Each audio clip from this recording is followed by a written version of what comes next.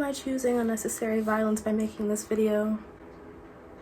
Maybe, but it's all in good fun, and I feel like most people are gonna agree with me today. So yeah, this should be interesting.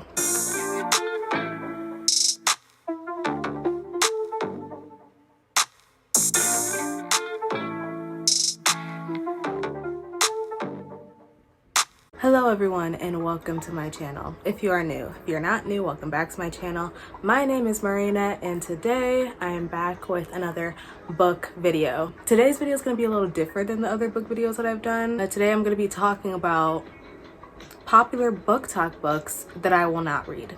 Now, you guys know my whole brand as of the past year has just been trying to get through booktok books to see what all the hype is about, like why y'all recommend the books that you recommend.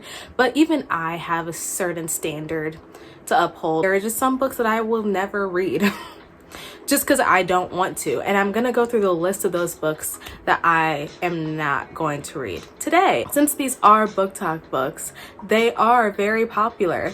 And if you like these books that I'm mentioning, like any of them, any single one, whether it be a singular book or a book series, that's completely fine. It's okay for you to like something and for me to not like that thing that you like. It's totally fine because reading is what? Everyone, let's say it together. Subjective. Do not get offended, please. Like, it's a book. It's just a book. I have a lot to say about almost every single one of these books and why I will never read them. And I need to make sure that you guys all know this is just for good fun. Like, please, it's not that serious. Okay, so without further ado, let's just get started. I'm starting off very strong with this first one. I will not be reading anytime soon. We Were Liars. Every time I hear about this book, it's either in, a positive regard or a negative one. No one has ever told me like, this book was okay. Everyone like refers to We Were Liars as like excellent or just terrible. And because of that, I'm kind of like not in a rush to read it, nor do I really want to, especially when I read the synopsis. It's told in like one family member's perspective, and this family member has amnesia or something, so she's trying to figure out all of the family secrets and like through context clues throughout the book. And I don't know, it just doesn't seem like something I really want to get into. I know that like the sequel to it just came out or something, so happy for you guys that are excited about that. But for me personally, I don't think I'll pick up this book ever. It just doesn't gravitate towards me. I feel like a book like this should, because I think it's YA, it's a YA fiction. I like YA fiction, I like YA in general, but this one, I don't know, it's just like something is a little off.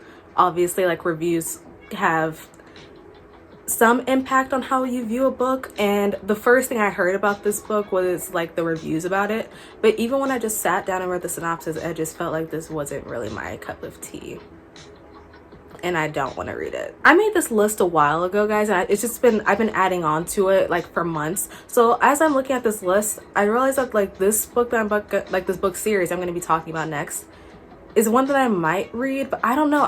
I don't want to read the Quill Prince. I have no desire to read books about love interests with tails. That's all there is to it. Like, I don't want to read about Carden and Jude and their love story that involves tails. I'm sorry. I know that everyone's just like, oh, the tails are barely mentioned. You'll forget about the tails eventually. And I'm just like, I don't think I will. Now, the reason why I'm kind of like iffy about this one is because I've been hearing my coworkers talk about this book, because apparently everyone in my job has read it. It seems like except for me, and everyone has been like saying, hey, you should read it because it's actually really good.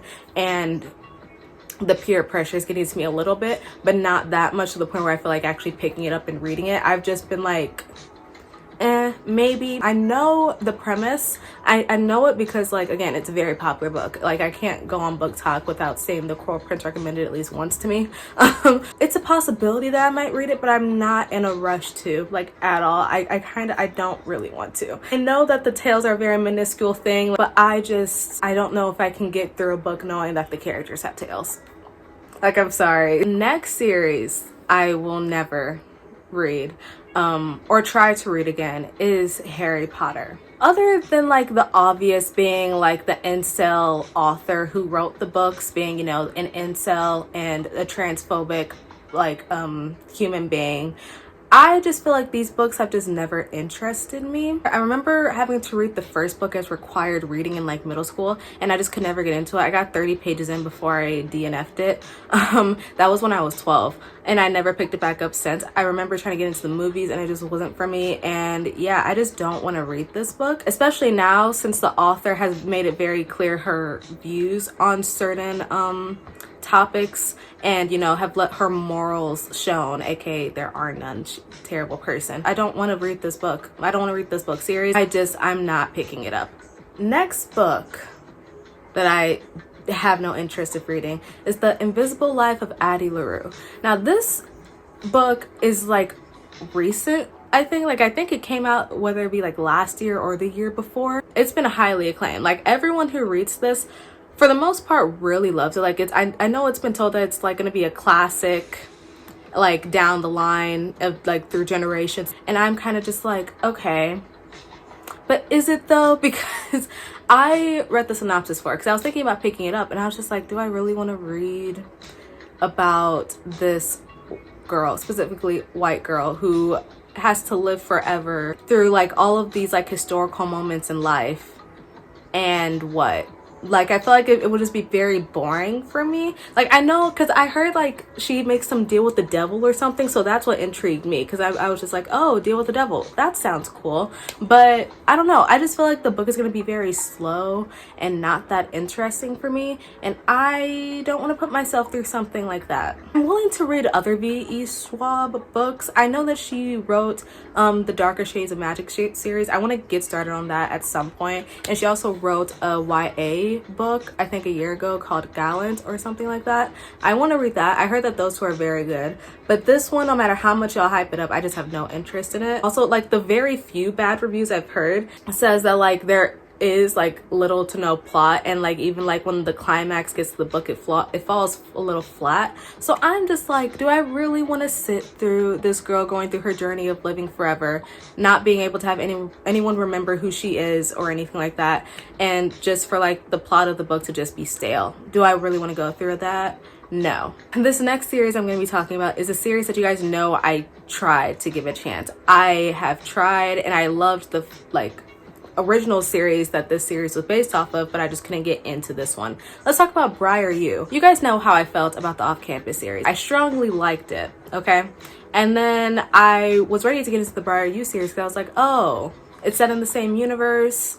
Cool, maybe I would like this one too. And then I read the first book in it, and it just wasn't it for me at all. I did not like, I think I gave that book like a 1 star. And then everyone like was telling me, hey, you might like it going down the line, because I think the second book in the series, The Risk, they said that that's so much better than like the first one, so I should give it a chance. So then I read like I think the first 100 pages of The Risk or The Dare or something. It was one of those two titles, and I was just like, I don't really want to read this. Like, it's just not hitting like y'all say it is. It's not giving what you guys say it's supposed to give. And so I feel like in my heart I will never finish the Briar U series. The Briar U series doesn't compare to the original 4 off-campus books in like any way to me. Y'all can keep that to yourselves. I want no part in the Briar U reading experience. It's just not for me. The characters bore me, which is so sad, because I've said it once and I'll say it again. The first couple in that first book in the Briar U series, we got hints of them in the off-campus series. So when they finally got their own book, I was so excited to read it. I was like, oh, we're starting off the Briar U series with a bang. In the off-campus series, we've been feeling their chemistry since like book 3. And so for them to have their own book and to start off their own little series, I was like, oh, that's so exciting. Let me get into it. Just for their book to fall flat, for me to give it a 1 star, I feel like I was bamboozled. I feel like I was set up from the beginning, because the main guy in that book was one of the reasons why I kept reading off campus, because he was like, he made cameos in all the off campus books, and I was like, when are we gonna get to him? And then when I finally got to his book in this freaking series, it was just bad. And yeah, I've kind of been scarred ever since. I can't trust what y'all say. Briar U is just not for me.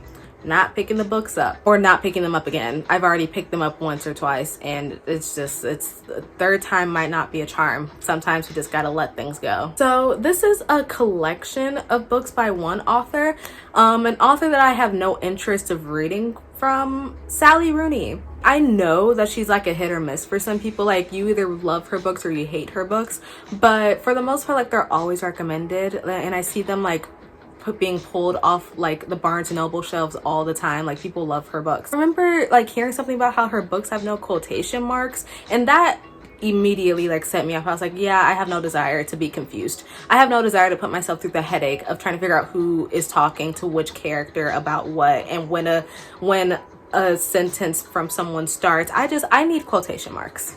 I don't know if it's like that for all of her books, but as soon as I read that there were just no quotation marks in like at least one of her books, I was like, that's a little strange. That's strange. No, thank you. Her books are supposed to be like very introspective and deep and having to do with like modern day society for like young adults, or like new adults specifically, I guess you could say. And that kind of interests me, but I also I don't know. I feel like some books like that, they just fall flat or can get very boring sometimes. And I don't want to know if hers are like that. I just want Sally Rooney books to stay a mystery to me. Like, I don't need to read everything to know everything. You know, like, I don't need to be a part of that to understand it. If y'all are happy with Sally Rooney books, good for you. But I don't want to read it in case I get disappointed, because like I said, it's either hit or miss for some people. From what I know of her books, it seems like I would like it, but I'm scared to jump in case I'm one of the people that are like, oh, this sucks. Because that's happened to me way too many times, especially last year with a lot of books that I read.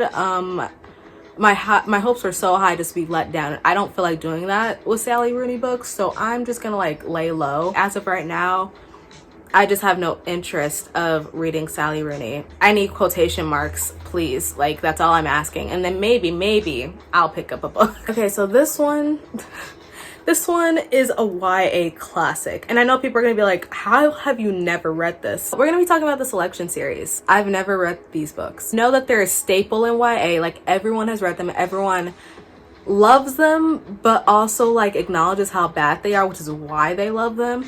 And I'm all for trashy YA. Like, I eat trashy YA up, whether it be fiction or sci-fi fantasy YA. That's my cup of tea. Don't even get me started, okay? Like, I love a good sci-fi fantasy dystopian land where teenagers are trying to go through teenage shit and survive an apocalypse and like save the whole world or whatever. Like, I love that, you know? But the Selection, I don't know. I just have no interest in picking this up, like, ever. I look at the covers, I'm just like, I don't want to read that. I honestly don't even know what the books are really about. Like, I know, like, the basics. I know that there are, like, 4 or 5 books in the series or something like that. Like, I know very little, but I know enough where I know that I'm not gonna read it. Yeah, I don't really know how else to, like, leave that one off. I just don't want to read the Selection series. If you can make me change my mind, go ahead, but I have no idea who's really passionate enough about the Selection series to like try to get me to read it. Like, even my friends who have read the Selection series are like, okay, well, that's fine, you're not really missing out, so that's fair. Another YA fantasy sci-fi series that I just don't want to read is The Hunger Games. I watched the first 2 movies and then I left that fandom that I was barely even a part of, like maybe a snippet, because the first movie was good and then the second movie was like cinematic excellence, but then I just fell off because I was like, why are you turning stuff into 2 movies that it doesn't need to be 2 movies? I was gonna read the books eventually, but then I was just like, I don't really want to do that to myself because I already watched the movies. And from what I know, at least from like the first 2 books, like the first 2 movies in the series adapted those well, so I just felt like I didn't need to read it. Don't get me wrong, I'm the type of person who likes to read books before going into a show or a movie. Like, that's something that I'm very like, strict with. But back in the day when Hunger Games came out, I had no desire to read, period, let alone read the Hunger Games books, the movies that I already watched and knew the plot and everything, what was going to happen to the characters. Like, I had no reason to read those. And now in present day time, years later, I still have no desire to read these. The prequel is getting made into a movie, even though the prequel I think literally just came out a year ago. Warner Brothers was like, okay, let's get this ship sailing, let's bring back the nostalgia factor, so we're gonna get like a President Snow prequel movie or something, y'all can have that. Y'all can keep that. I'm not reading the books. I'm not reading that book. I'm not reading a single book in the Hunger Games series. I have no desire to. The next book that I'm going to be talking about is A Little Life. Well, I feel like this is kind of self-explanatory because a lot of people know like the basics of this book as well, which is that it's trauma porn, and I for one don't like that. I don't want to read that. Also, I've heard that the author is very problematic. She has said a lot of stuff, to say the least. I'm not going to go into specifics. If you want to know about it, you can look it up yourself. I never read the book, but I did read the Wikipedia synopsis because I was just so confused as to why every book review I've seen of this book, people look so sad and traumatized, and like I'm just like, what is this? What is it? So I go on Wikipedia, I read the whole like book summary of everything that happened, and I was like, oh, I'm never picking this book up in my life. Because even from the Wikipedia synopsis, I was like, oh, this is not for me.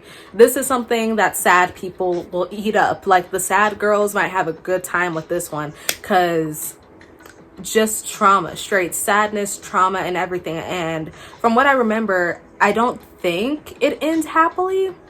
Correct me if I'm wrong, but I don't think it ends happily. So why would I put myself through all that pain just to not even be satisfied at that? Like I still don't understand why people read this book knowing what they're going into. It's like on the term of being like the saddest book to ever exist. So I don't know why people would voluntarily read it. I'm gonna be honest, like why put yourself through that? I'm not doing that. I have no desire to be sad. I'm already sad kind of on a daily basis at the moment.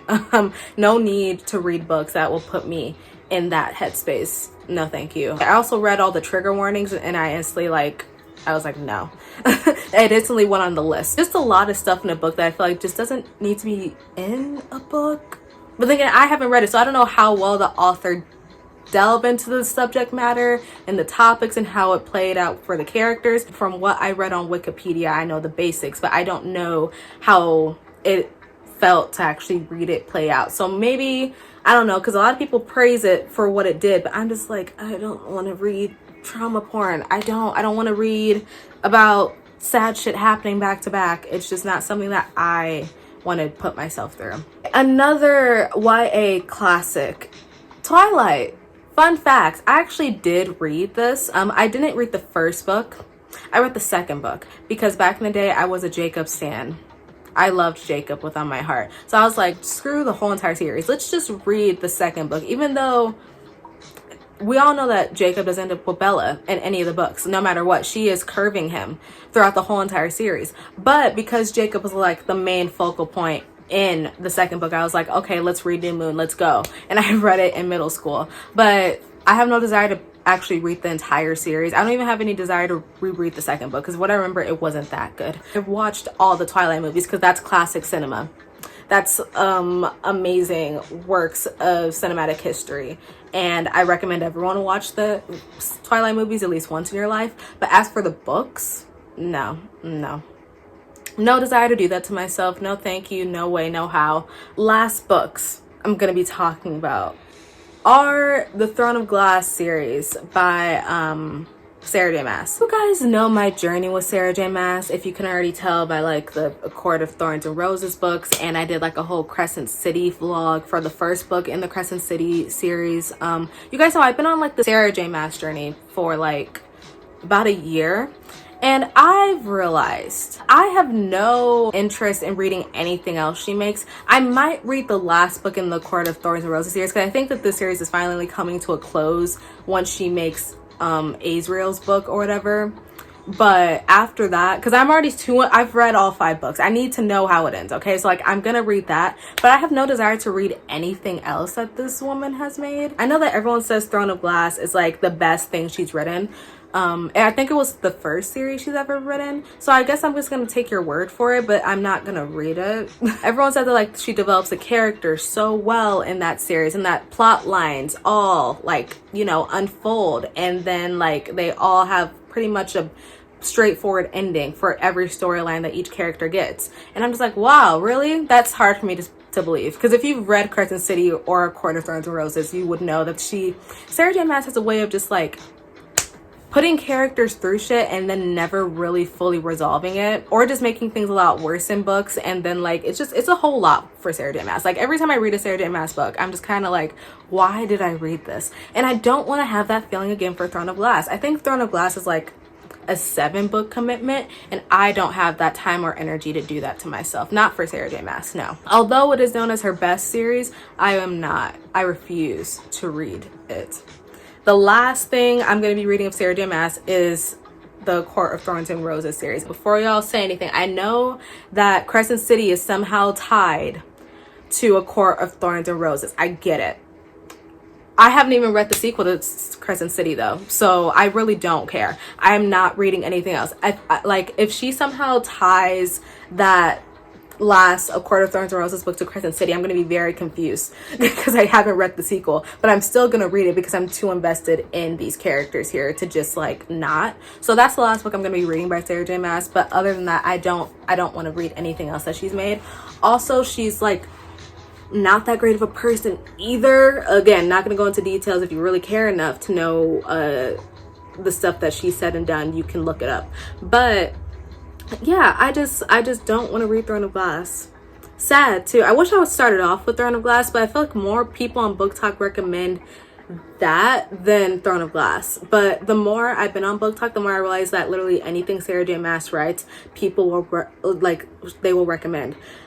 Like she has y'all in a chokehold. This and this other author that I'm going to be talking about next has y'all in a chokehold.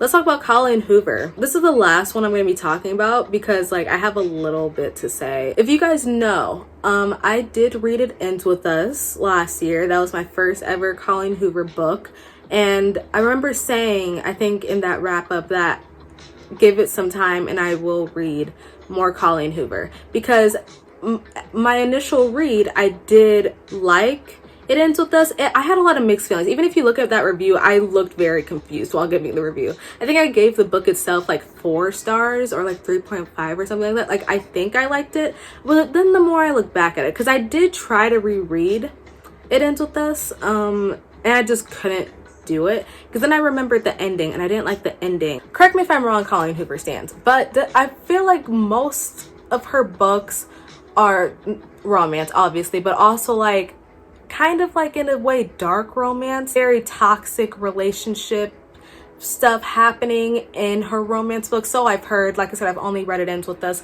I was gonna try to get into Ugly Love, but then as soon as I got like I think 50 pages in, I DNF'd it because I couldn't do it.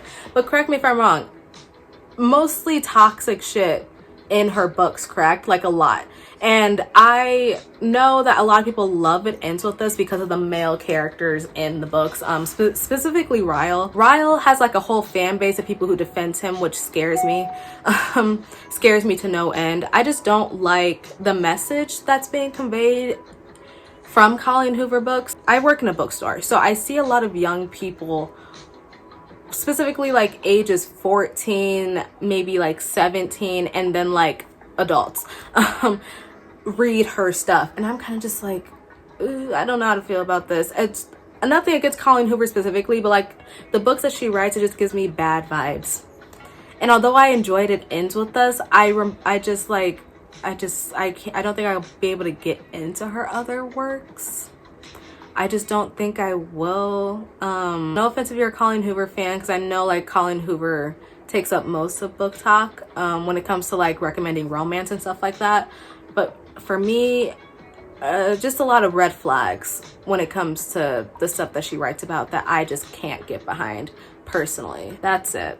That's my video. If you enjoyed this, thanks. I talked a lot more than I thought I would. Sorry. Like I said, if you have any disagreements with anything I said, let's chat. Have a comment down below, but be nice, please. Like, this is just my opinion. If you have different opinions, that's fine, but if you say something out of pocket, then your comment will be deleted, because y'all like to go up in arms for these authors, these people, and I'm just like, please calm down. Please, let's all talk in a calmly manner, like we have some sense, please. If you would like to talk to me more other than like the comment section, you can follow me on Twitter. I mostly interact on Twitter, but if you'd like to follow me on all my other social medias, they will be linked down in the description below. Yeah, I will see you guys in my next video. Bye everyone.